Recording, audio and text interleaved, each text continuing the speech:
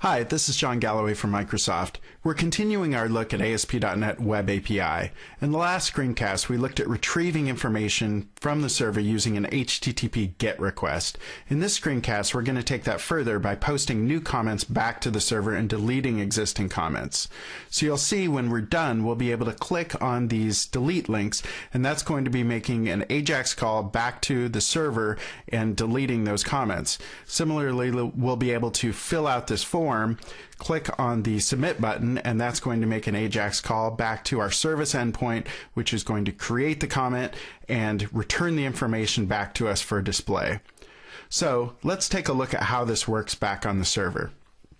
We're continuing to work in our comments controller, which builds off an API controller base class. And since delete by ID is very similar to get by ID, we're going to just copy and update that method.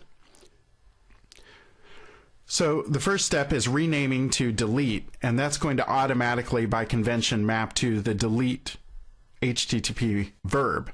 So the only real difference here is that when we've retrieved our comment, then we need to delete that. We'll just call into our repository's delete by ID method. And again, as we did with get, if we didn't find the comment by ID, we need to return that HTTP status code not found. So now let's move on to the create example. And we're taking advantage of two things in ASP.NET Web API. First is model binding. We're able to just accept a comment as a parameter, and that's automatically going to be bound from form fields.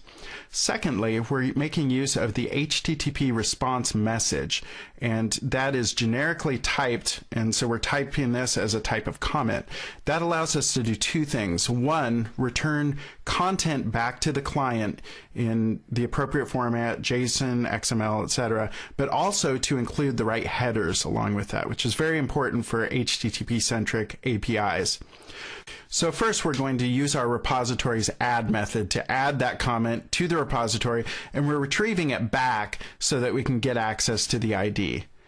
Next, we need to add the right headers to that response. So we're using the HTTP response message of type comment, and we are returning the comment, but we are also returning the right status code. And in this case, we've created a new entity, so that's HTTP status code 201 created.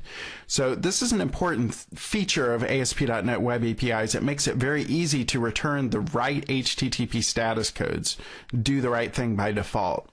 So now we also, since we've created a new entity, it's important to return the location of that new entity. So we're creating a response header pointing to that location. In this case, we're just building up that URI by hand. We're just concatenating strings.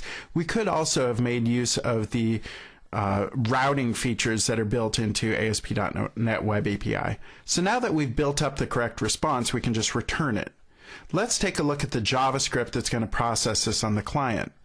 So in the post case, first we're packaging up the information from the form into JSON data to submit back to the server.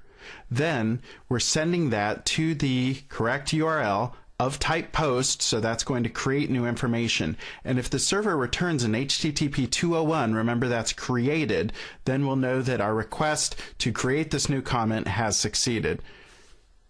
Now for the delete case, first we get the ID, then we are going to call back into the correct URL with the delete HTTP verb, and if we receive an HTTP 201 from the server, that means that our request has completed satisfactorily and the comment has been deleted. Then we know to update our display and remove that comment. Now, one good reason that our request to delete a comment by ID might fail is if that request ID is not found. And you'll see that our delete by ID is returning that status code, so we could handle that on our client if we wanted. So now let's take a look at this in action. We'll look at the IE developer tools by using F12. We're going to start monitoring our network traffic. And when we click on these delete requests, we'll see that we're using an HTTP delete verb, and we're getting back an HTTP 200 OK message or response message after deleting them. So now we'll create a new comment. We'll see when we fill in the form, that the values are posted back via JSON. We get an HTTP 201 response code, which means that the content was created, and we also get a link back to the location of that newly created entity. So that wraps up our look at creating and deleting content using ASP.NET Web API. In the next screencast, we'll look at advanced querying, including paging and OData support.